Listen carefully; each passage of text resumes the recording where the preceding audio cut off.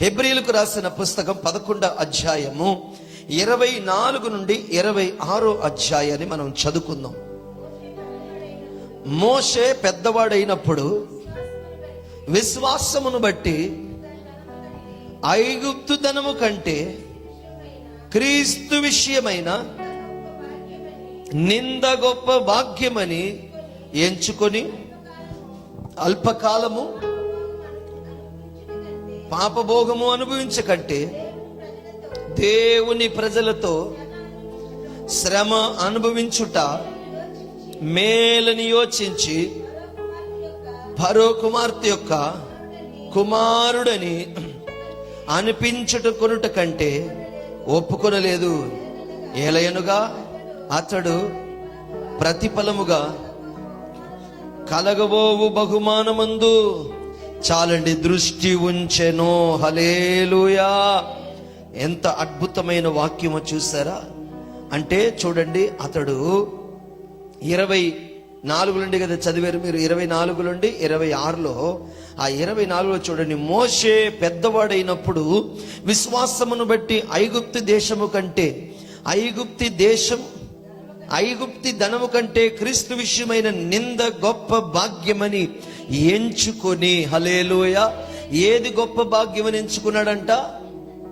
ఏది గొప్ప భాగ్యమని ఎంచుకున్నాడంట? క్రీస్తు నిమిత్తము క్రీస్తు విషయమైన నింద గొప్ప భాగ్యమని ఎంచుకున్నాడంట. ఎవరు? మోషే గారు. హల్లెలూయా! మోషే ఎక్కడ పుట్టి పెరిగాడు? ఐగుప్తిలో ఐగుప్తి కుమార్తె ఐగుప్తి ఇంట్లో, అంటే ఐగుప్తి మహారాజు ఇంట్లో ఏం చేస్తున్నాడు? మోషే చాలా అద్భుతంగా ఎదుగుతున్నాడు.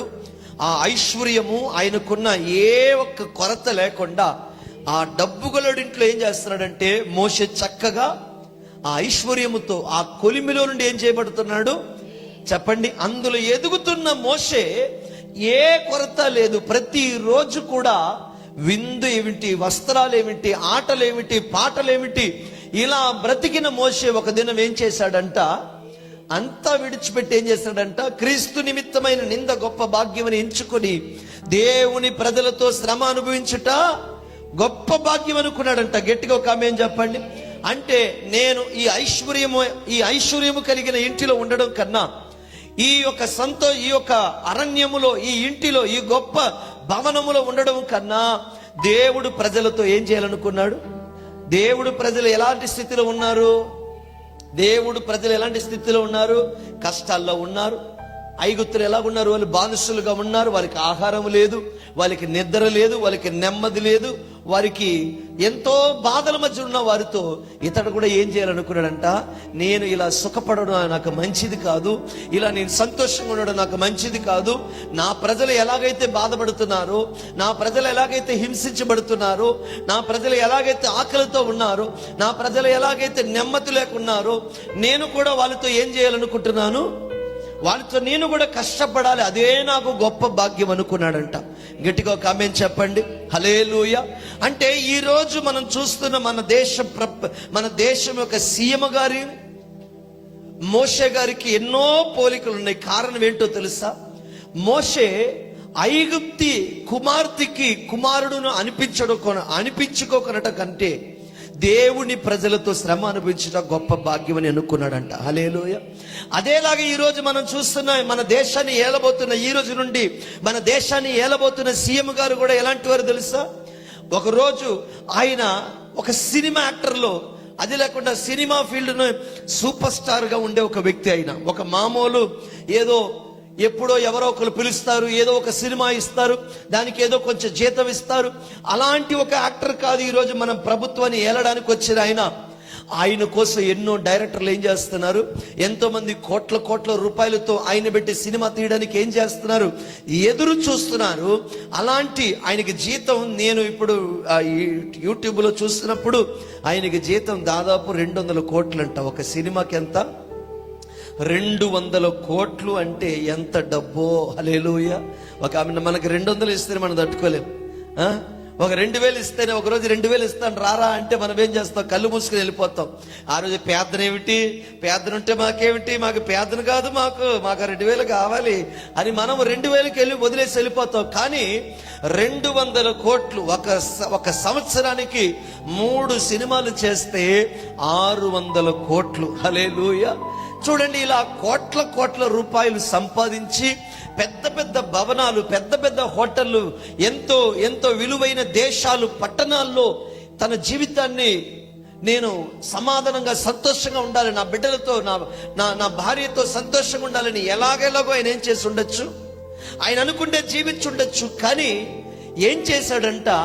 నాకు ఈ 200 కోట్లు వద్దు, నాకు సినిమాలో సూపర్ స్టారు అనే ఆ పట్టము నాకు వద్దు, ఈ లోకమును నా ఇట్లాంటి ఇల్లులు ఇవన్నీ నాకు అవసరం లేదని ఆయన ఏం చేశాడంట? ఇదిగో నా దేశంలో ఉన్న ప్రజలు ఎంతో కష్టపడుతున్నారు అని ఆయన ఏం చేశాడంట చెప్పండి? అన్ని విడిచిపెట్టి ఈరోజు ఇక్కడికి వచ్చాడు. గట్టిగా ఒక ఆమేన్ చెప్పండి. హల్లెలూయా.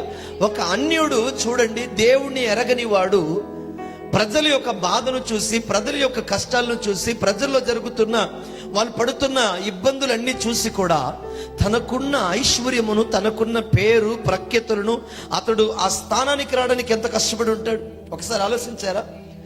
ఈ రోజు కూడా ఎంతో మంది అదే సినీ ఫీల్డ్ లో పైకి రావడానికి ఎంతో పోరాడుతున్నారు, ఎంతో మంది కాళ్ళ మీద పడుతున్నారు, ఎన్నెన్నో కార్యాలు చేస్తున్నారు. కానీ ఈరోజు ఏ స్థాయికి అయితే ఒక మనిషి ఎదగాలో ఆ స్థాయికి సినిమా ఫీల్డ్ లో ఎదిగి ఈరోజు సూపర్ స్టార్ అనే పేరు సంపాదించుకున్న వ్యక్తి ఈ పేరు, ఈ యొక్క పట్టము నాకు వద్దు అని తీసి పారేసి ఈరోజు ఈ ప్రజలతో కష్టపడాలని ఏం చేశాడంట? అన్నిటిని విడిచిపెట్టి వచ్చాడంట. గట్టిగా ఒక ఆమేన్ చెప్పండి. హల్లెలూయా. ఈరోజు ఇక్కడ కూర్చున్న మనం కూడా మన జీవితంలో మనం గొప్ప వాళ్ళు అవ్వాలనుకుంటాం, మనం కూడా మన కుటుంబ స్థాయిలండి ఎదగాలనుకుంటాం, మన బిడ్డల్ని ఉన్నత స్థాయికి నడిపించాలనుకుంటాం, మనం కూడా మన పరిస్థితులన్నీ మార్చుకోవాలనుకుంటాం, మన జీవితాలు, మన బ్రతుకులు మార్చుకోవాలనుకుంటాం. కానీ బ్రతుకు మారడానికి ముఖ్యమైన కారణం ఏంటో తెలుసా? మనము కూడా విలువైన కార్యాలను విడిచిపెడితే కానీ దేవుడు అనుకునే ఉన్నతమైన స్థాయిలోకి మనం ఎదగలేం. గట్టిగా ఒక ఆమేన్ చెప్పండి. హల్లెలూయా. మోసే గారు తన జీవితంలో ఏదైతే తనకి లాభంగా ఉన్న వాటిని ఏం చేశాడు? తనకి లాభముగా ఉన్న వాటిని, తనకు సంతోషం ఇచ్చే వాటిని అన్నిటినీ కూడా నష్టముగా ఎంచుకున్నాడంట. ఏం చేశాడు? గట్టిగా ఒక ఆమేన్ చెప్పండి. తనకు నష్టముగా ఎంచుకున్నాడు కాబట్టి వాటిని అన్నిటిని విడిచిపెట్టి దేవుడు ప్రజలు నడిపించాడు కాబట్టి అతడు 40 లక్షల మందికి ఏమయ్యాడంటే గొప్ప లీడర్ అయ్యాడు. హల్లెలూయా. గట్టిగా ఒక ఆమేన్ చెప్పండి. ఈరోజు ఇక్కడ కూర్చున్న మనం కూడా దేవుడు లీడర్లు అవ్వాలని నేను కోరుకుంటున్నాడు. మనం కూడా ప్రభుత్వాన్ని ఏలే వాళ్ళు అవ్వాలని దేవుడు కోరుకుంటున్నాడు. మనం కూడా ప్రజలను నడిపించే వాళ్ళు కావాలని దేవుడు కోరుకుంటున్నాడు. మనం అనుకుంటున్నాం, చూడండి, దేవుడు గురించి ఎరగని వాడు, ఒక అన్యుడు ప్రజలు నడిపించడమే దేవుడు ఆ మనిషికి ఇంత సహాయం చేస్తాడంటే, దేవుని బిడ్డలమైన మనం, వాక్యం తెలిసిన మనం, ప్రతిదినం ప్రార్థన చేస్తున్న మనం, పరిశుద్ధాత్మను పొందుకున్న మనం, అభిషేకాన్ని పొందుకున్న మనం ప్రభుత్వాన్ని ఆలాలంటే దేవుడు మనల్ని దీవించడా? హల్లెలూయా. దేవుడు మనల్ని ఆశీర్వదించడా? దేవుడు మనల్ని బలపరచడా? అయితే ఈరోజు అట్టి స్థాయికి ఎదగడానికి మనము ఈరోజు జరుగుతున్న ఈ వ్యక్తి దగ్గర నుండి మనం ఒక కార్యం ఏంటో తెలుసా? విలువైన కార్యములను విడిచిపెట్టాలి. ఏం చెయ్యాలి? దేవుడికి ఏదైతే లాభము లేదో, దేవుడికి ఏదైతే పనికి రాదో, దేవుడికి ఏదైతే విలువ కాదో వాటిని మనం ఏం చెయ్యాలి? విడిచిపెట్టాలి. అది మన జీవితంలో ఎంతైనా విలువైనదిగా ఉండొచ్చు, మనకది ఎంతో విలువైనదిగా ఉండొచ్చు, మనకది ఎంతో సంతోషం ఇచ్చేదైనా ఉండొచ్చు. కానీ ఈరోజు మనం ఏం చేయాలి? దేవుడి యొక్క దీవెనలు పొందుకోవాలంటే, దేవుళ్ళు మనం ఎదగాలంటే, దేవుడి మూలంగా మనం ఆశీర్వించబడాలంటే, దేవుడి మూలంగా మనం హెచ్చించబడాలంటే, మనం చేసే ప్రార్థన వినబడాలంటే, మనం దేవుళ్ళలో బలం పొందుకోవాలంటే మొట్టమొదటిగా మనం చేయాల్సింది దేవుడికి విలువలేని కార్యాలు మనము వాటిని నష్టముగా ఎంచుకోవాలని వాక్యము స్పష్టంగా మనతో మాట్లాడుతుంది. గట్టిగా ఒక ఆమేన్ చెప్పండి. హల్లెలూయా. గట్టిగా ఒక ఆమేన్ చెప్పాలి. ఉత్సాహంగా ఒక ఆమేన్ చెప్పాలి. ప్రతి ఆత్మీయుడి దగ్గర దేవుడు ఎదురు చూసేది ఏంటో తెలుసా? త్యాగాన్ని దేవుడు ఎదురు చూస్తున్నాడు. త్యాగం చేసే మనుషులు దేవుడికి కావాలి.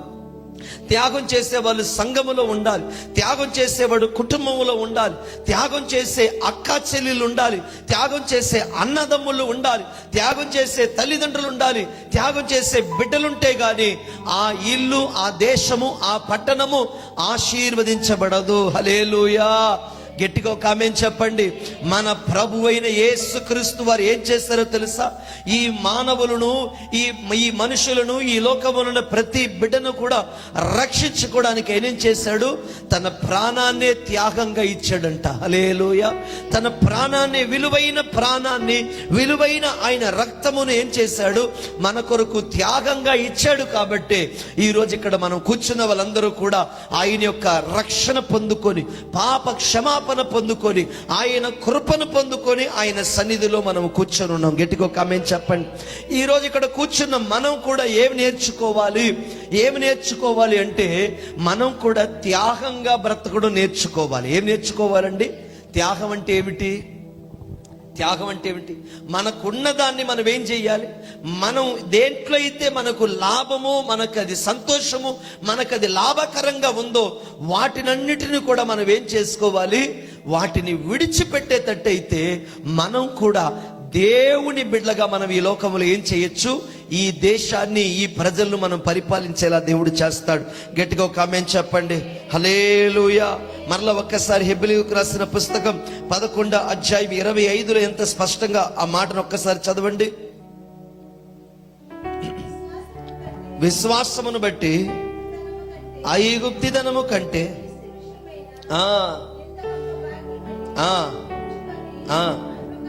చూడండి, అల్పకాలము పాప భోగము అనుభవించుట కంటే దేవుని ప్రజలతో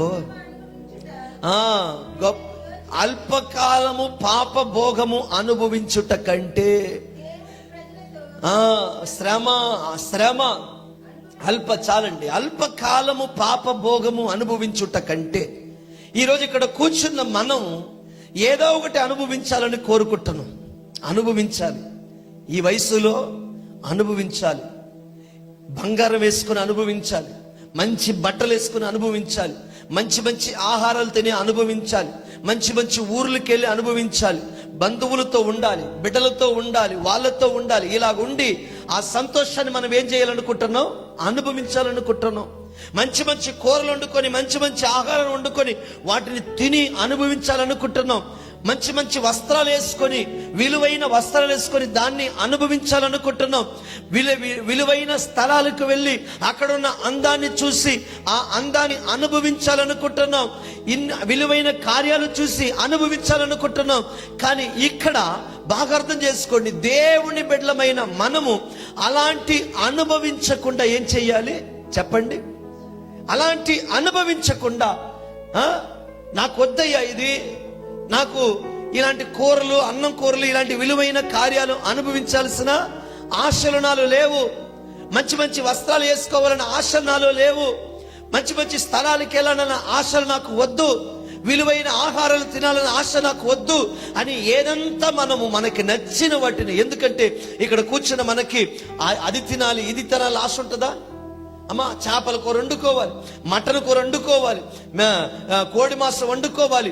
ఆదివారం అయితే ప్రార్థన అయిపోయిన వెంటనే ఇంటికి వెళ్ళిపోయి మంచిగా కూర, 1 కిలో కూర వండుకొని, చేపలు తెచ్చుకొని, రొయ్యలు తెచ్చుకొని, బాగా శుభ్రంగా ఇది పులుసు పెట్టుకొని, ఇది ఏపుడు చేసుకొని, కుటుంబ శాతంగా కూర్చొని తిని, మళ్ళా కొద్దిసేపు టీవీ చూసుకొని, మళ్ళా బిడ్డలు తీసుకొని, మళ్ళా షికారికి వెళ్ళి ఇవన్నీ అనుభవించాలని ఆశతో ఇలా బ్రతుకుతున్న మనం ఒకప్పుడు ఇలా బ్రతికి ఉండొచ్చు.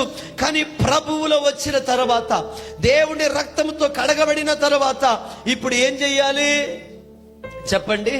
దేన్ని అనుభవించాలి? ఇప్పుడు ఏది అనుభవించాలి? నువ్వు ఆశపడాలి. మళ్ళా అదేలాగా రక్షించబడి, యేసు రక్తంతో కడగబడి, మళ్ళా అదే మాంసం కొట్టు దగ్గరికి వెళ్ళి నిలబడి, మళ్ళా అలాగే వండుకొని, మళ్ళా అలాగే తిని, మళ్ళా ఊరు తిరుగుతూనే వీటిని అనుభవించాలా? లేకపోతే దేవుళ్ళు ఎదగాలనుకున్న నువ్వు, లేదయ్యా నాకు వాటిని అనుభవించాలని ఇక మీదట నాకు ఆశ లేదు. నా దేవుడు కొరకు ఏం చేయాలి, నా దేవుడు సంఘం కట్టబడాలి. అనేక ఆత్మలు నశించిపోతున్నాయి. అనేక మంది బ్రాందీ షాపు చూసినప్పుడు ఎలాగ నువ్వు దాటుకొని వెళ్తున్నావు, మాసం కూర కొట్టుకి నువ్వు ఎలా దాటుకొని వెళ్తున్నావు అమ్మా, ఎలాగది తిని అనుభవించాలని ఆశ నీకు వస్తుంది.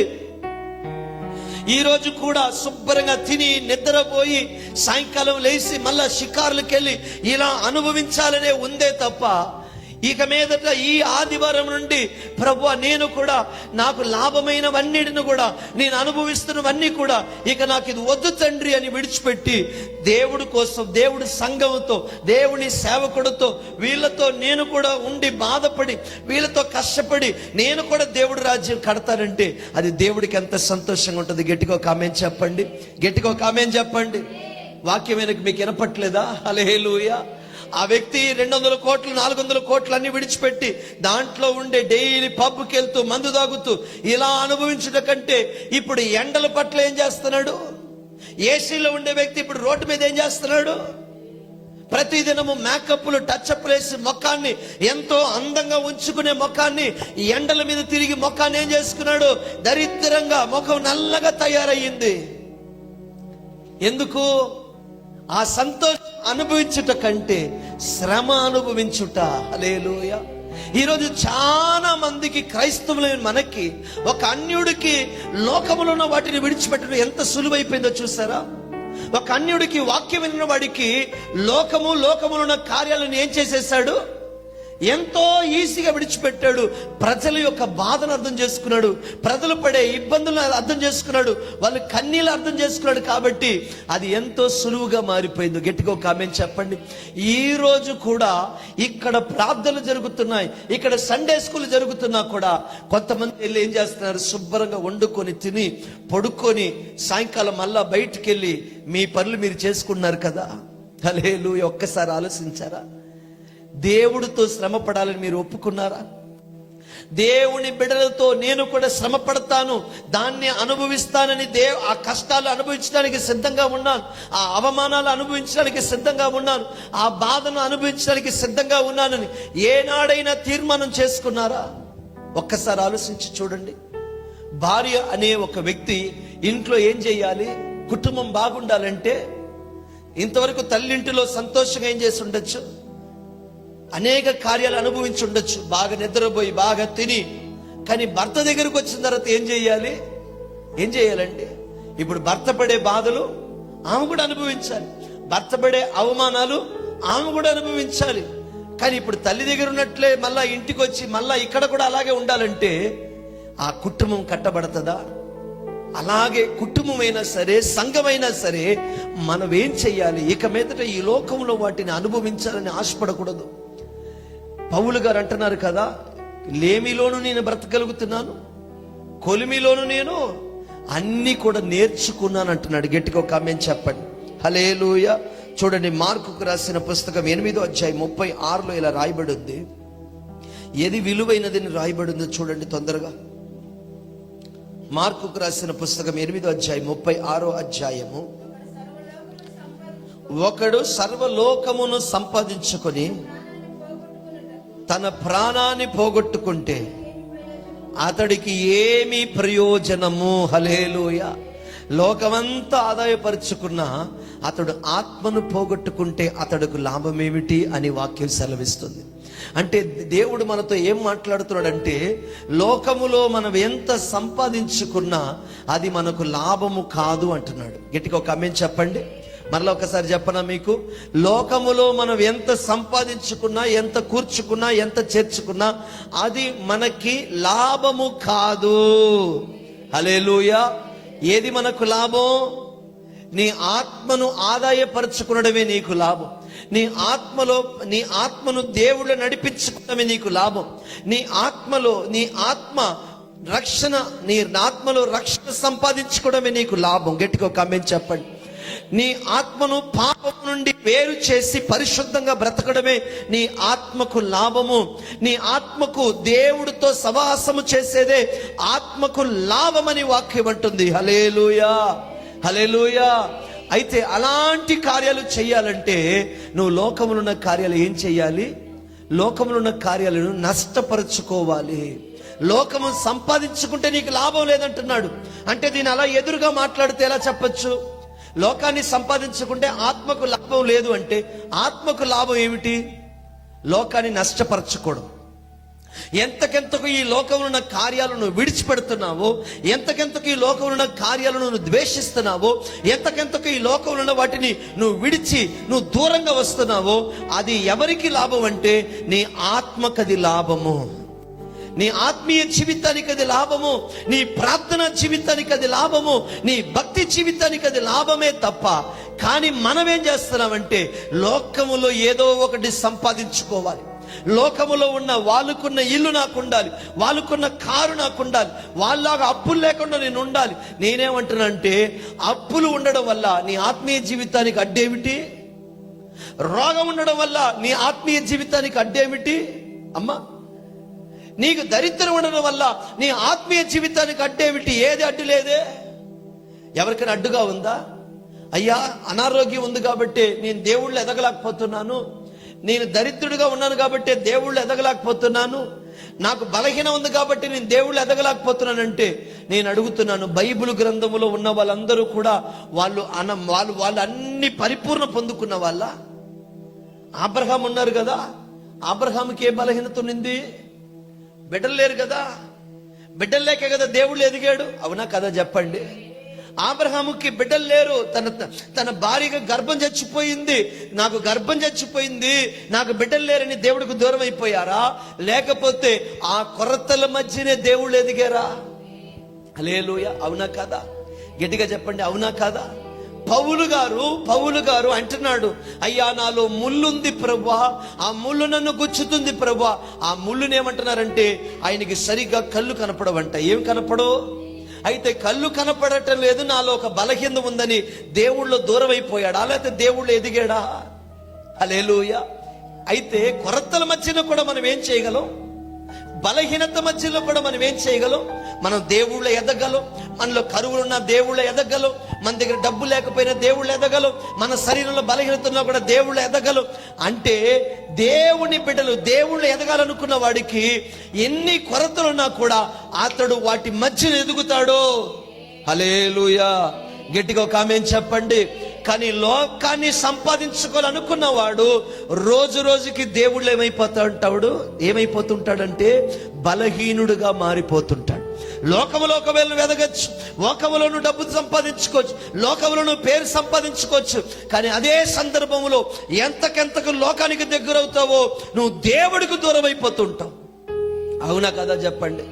మీరు పనులు మానుకొని మీరు సంఘాన్ని మానేసి పనులకు వెళ్ళడం వల్ల దేవుడికి దూరం అవుతారా, పనులకు దగ్గర అవుతారా? మీరే చెప్పాలి. హల్లెలూయా. పని మానుకొని దేవుడి సన్నిధికి వస్తే, కుటుంబాన్ని విడిచిపెట్టి దేవుడి దగ్గరికి వస్తే, నేను అడుగుతానండి మీ దగ్గర, నేను ప్రశ్నలు అడుగుతున్నాను. కుటుంబాన్ని విడిచిపెట్టి దేవుడి దగ్గరికి వస్తే ఆ కుటుంబం విడిపోద్దా? మిమ్మల్ని కరెక్ట్గా అడుగుతున్నాను, కరెక్ట్గా చెప్పండి. కుటుంబాన్ని విడిచిపెట్టి దేవుడి దగ్గరికి వస్తే ఆ కుటుంబం విడిపోతుందా? విడిపోద్దా? ఏ కుటుంబం విడిపోయింది? కొంతమంది అంటున్నారు, నేను ఇక్కడికి వచ్చి కూర్చుంటేనే మా ఆయన నన్ను తిడుతున్నాడు పాస్టర్ గారు.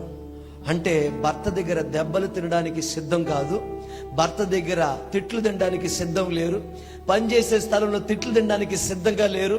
పని చేసే స్థలంలో నేను అంటున్నాను, దేవుడు అన్నాడు, నా నిమిత్తం ఎవరైనా హింసించబడితే, నా నిమిత్తం ఎవరైతే బాధలు పొందితే వారు పరలోక రాజ్యములో వాళ్ళే దేవుడు బిడ్డలవుతారంటున్నారు కదా దేవుడు. అయితే ఈరోజు ఏం చెయ్యాలి? దేవుణ్ణి సంపాదించుకోవాలంటే, దేవుడి దగ్గర మెప్పుడి పొందుకోవాలంటే మనం ఈ లోకములో అనేక కార్యాలను విడిచిపెట్టి ఏం చెయ్యాలి? దేవుడి దగ్గరికి రావాలి.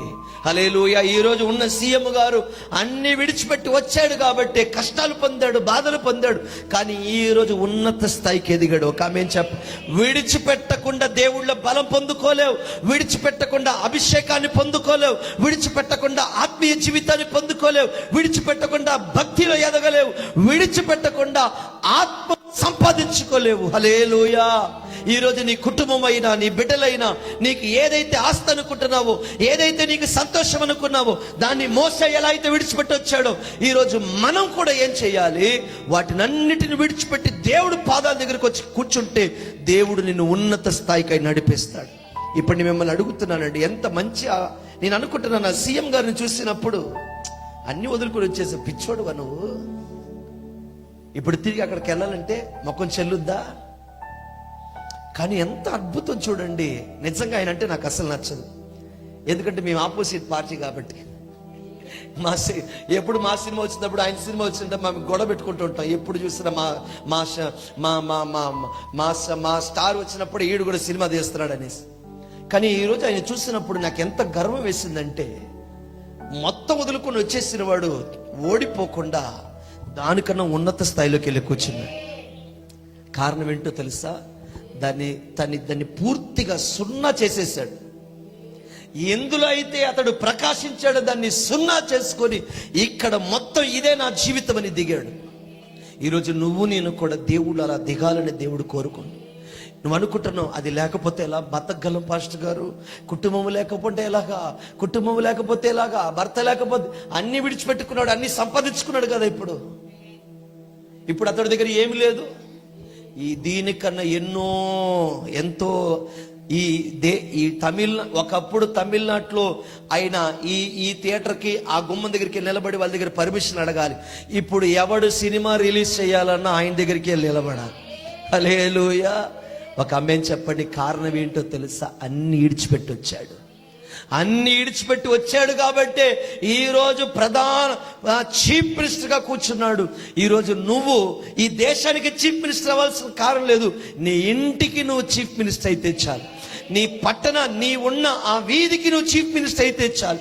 ఆత్మీయ జీవితంలో నువ్వు గొప్పవాడివి అయితే చాలు. నీ భక్తి జీవితంలో గొప్పవాడివి అవ్వాలంటే ఈరోజు నీకు లాభమైనవి, నీకు సంతోషం ఇచ్చే వాటిని అన్నిటిని కూడా ఏం చేయాలి? విడిచిపెట్టి దేవుడి దగ్గరికి రావాలి. నేను మళ్ళీ అంటున్నాను, నువ్వు విడిచిపెట్టి వచ్చినా దానివల్ల నువ్వు నష్టపోయేది ఏది లేదు. కానీ దానికన్నా ఎన్నో రెట్లు సంతోషం, ఎన్నో రెట్లు సమాధానం నువ్వు పొందుకుంటావు. హల్లెలూయా. నేను మళ్ళీ అంటున్నాను, పని విడిచిపెట్టి దేవుడి సన్నిధిలోకి వస్తున్నావా? ఆ పనిలోనే దేవుడు రెండంతలుగా కాదు, వందెంతులుగా దేవుడు నిన్ను అందులో దీవిస్తాడు. నీ కుటుంబాన్ని విడిచిపెట్టి దేవుడి సన్నిధిలోకి వస్తున్నావా? నీ భర్తను దేవుడు ముడతాడు, నీ బిడ్డలను దేవుడు ముడతాడు. ఖచ్చితంగా నీ కుటుంబం దీవించబడుతుంది. హల్లెలూయా. ఒక లోకములను ఒక మనిషి మనకు నేర్పిస్తున్నాడు, అన్ని విడిచిపెట్టి వస్తే నా జీవితం ఎలాగా మారిందని. డబ్బుని విడిచిపెట్టి వచ్చాడు, ఈరోజు లోకాన్ని సంపాదించుకున్నాడు. కానీ దేవుని బిడ్డలమైన మనం కేవలం ఒక చిన్న పని విడిచిపెట్టి దేవుడి సన్నిధికి రాలేకపోతున్నాం. హల్లెలూయా. మొట్టమొదటిగా అది రాసుకోండి. మనం ఈ లోకాన్ని విడిచిపెడితేనే, లోక సంతోషాన్ని విడిచిపెడితేనే దేవుడు మనకు సిద్ధం చేసిన ఆ ఒక్క సంతోషమైన జీవితాన్ని మనం పొందుకోగలం. గట్టిగా ఒక ఆమేన్ చెప్పండి. హల్లెలూయా. ఇప్పుడు మిమ్మల్ని అడుగుతున్నాను, వాటిని అన్ని విడిచిపెట్టి వచ్చినప్పుడు మనకి కొంచెం కొరత వస్తుందా రాదా? ఏమొస్తుంది? ముందున్న ఆ ఏసీ ఉండదు. చెప్తున్నాను ఉద్దే. ఒకప్పుడు ఏసీలో ఉన్న నేను, ఇప్పుడు నాకు ఏసీ లేదు. ఒకప్పుడు విలువైన ఆహారం తిన్నవాడిని ఇప్పుడు మామూలు ఆహారం తినాలి. ఒకప్పుడు మంచి పరుపు మీద పడుకున్న నేను ఇప్పుడు నేల మీద పడుకోవాలి. ఒకప్పుడు మంచి స్థితిలో ఉన్న నేను ఇప్పుడు చిన్న ఇంట్లో ఉన్నాను. ఇప్పుడు మిమ్మల్ని అడుగుతున్నాను, ఇప్పుడు దీన్ని నేనేం చేయాలి? సహించుకోవాలి. అవునా? ఆత్మీయ జీవితానికి ఏది ఆధారం? ఏ స్థితిలో ఉన్నా కూడా దాన్ని సంతోషంగా ఒకప్పుడు నీ దగ్గర డబ్బు ఉండింది, ఒకప్పుడు నీ దగ్గర మంచి స్థితిలో ఉన్నావు, అవన్నీ నువ్వు అనుభవించావు. ఇప్పుడు దేవుడి కోసం ఏం చేస్తావు?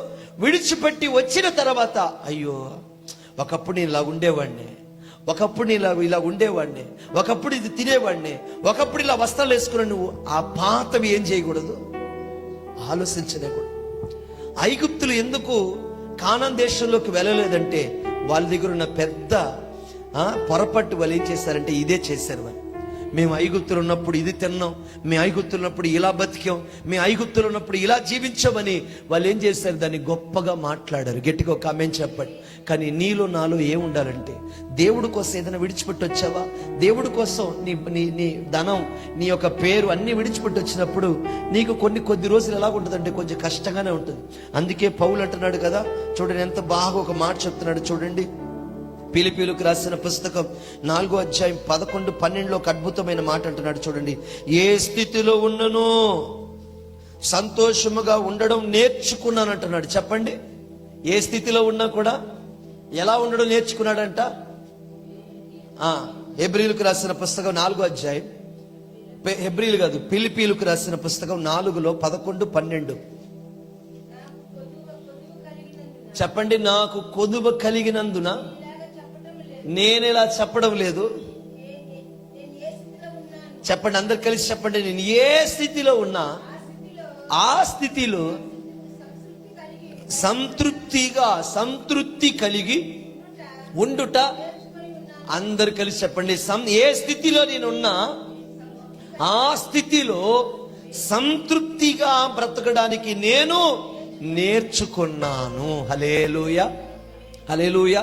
ఒకప్పుడు నేను వేసుకునే చొక్కాలు ఖరీదు ఎంత? 3,000 రూపాయలు. ఒక చొక్కా ఖరీదు ఎంత? 3,000 రూపాయలు. ఇప్పుడు వేసుకునే చొక్కా ఎంత? అయ్యా 300 లేకపోతే 400. అవునా? అప్పుడు ఆ చొక్కా వేసుకున్నాను, ఇప్పుడు ఈరోజు ఈ చొక్కా వేసుకోగలనా? ఎందుకు? ఒకప్పుడు దర్జాగా తిరిగిన వాడిని 4,000 రూపాయలు చొక్కా వేసుకొని ఆ బూట్లు ఏంటి, ఆ షూ ఏంటి, ఆ బైక్ ఏమిటి, అలా తిరిగిన నేను ఈరోజు దేవుడి కోసం బ్రతకాలంటే ఆ బట్టలు నేనేం చేసుకోలేను, ఆ బైక్ మీద ఏం చేయలేను. ఇప్పుడు ఏం చెయ్యాలి? నా పరిస్థితిని బట్టి అన్నీ నేను తగ్గించుకోవాలి. ఎలాగా? ఇప్పుడు వేసుకునేది ఒకవేళ 150 రూపాయల టీషర్ట్ అయినా, 100 రూపాయల చొక్కా అయినా కూడా ఎలాగంట, అది సంతృప్తిగా నేనేం చేయాలంట? ఏ స్థితిలో ఉన్నా చెప్పండి, ఆ స్థితిలో నేను సంతృప్తిగా జీవించడానికి నేర్చుకున్నాను. గట్టిగా ఒక ఆమేన్ చెప్పండి. హల్లెలూయా. ఒక ఆమేన్ చెప్పండి. దేవుడి కొరకు కొన్ని విషయాలు విడిచిపెట్టి వచ్చినప్పుడు కొరత కలుగుద్ది, కరువులు వస్తాయి, ఆకలి బాధలు ఉంటాయి, దప్పికలు ఉంటాయి, మనకి మంచి ఒక వస్త్రాలు ఉండవు, మంచి ఆహారం ఉండదు, మంచి పరిస్థితి ఉండదు. కానీ అలాంటి సందర్భంలో అది సంతృప్తిగా మనం ఏం చేసుకోవాలి? మనము నేర్చుకోవాలి. గట్టిగా ఒక ఆమేన్ చెప్పండి. అయితే మొట్టమొదటిగా మనం ఈ లోకాన్ని విడిచిపెట్టి వస్తే దేవుడు మనల్ని గొప్పవారిగా చేస్తాడు. హల్లెలూయా. లోకములో ఉన్న వాటిని ప్రేమించుకుడి అన్నాడు దేవుడు. ఒక ఆమేన్ చెప్పండి. హల్లెలూయా. మొట్టమొదటిగా అందరూ హెబ్రీయులకు పుస్తకం